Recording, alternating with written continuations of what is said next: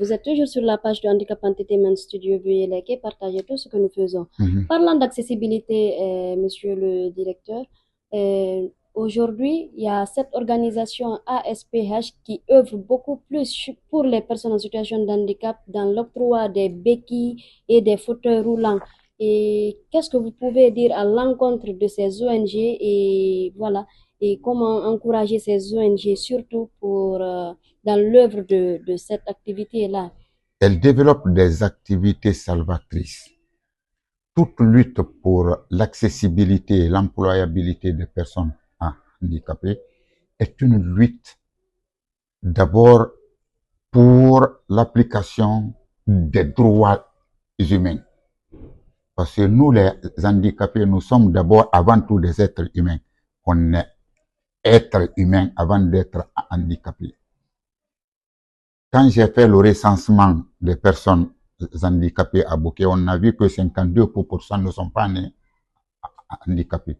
Et donc, toute personne valide est potentiellement invalide. Combien de personnes se couchent sans problème et se lèvent avec un handicap? Combien de personnes deviennent handicapées par suite d'accidents et de maladies?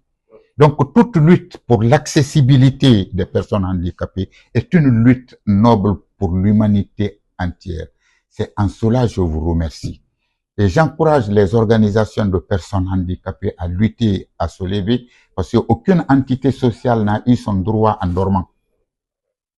Il faut abandonner les luttes qui ne mènent à rien, avoir les mêmes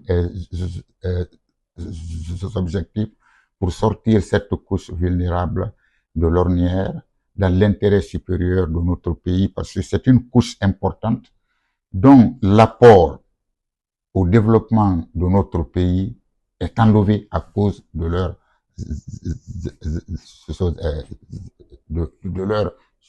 handicap. Voilà, donc c'est aussi, il faut comprendre l'accessibilité dans son sens large. L'accessibilité, c'est pas seulement l'accès aux bâtiments physiques.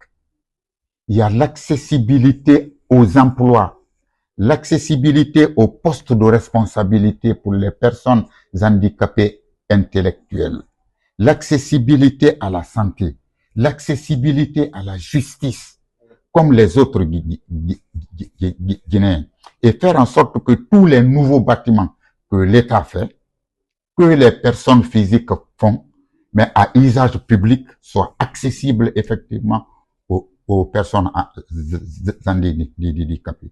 Que les échangeurs que l'État fait, qu'on trouve des alternatives physiquement pour les personnes handicapées.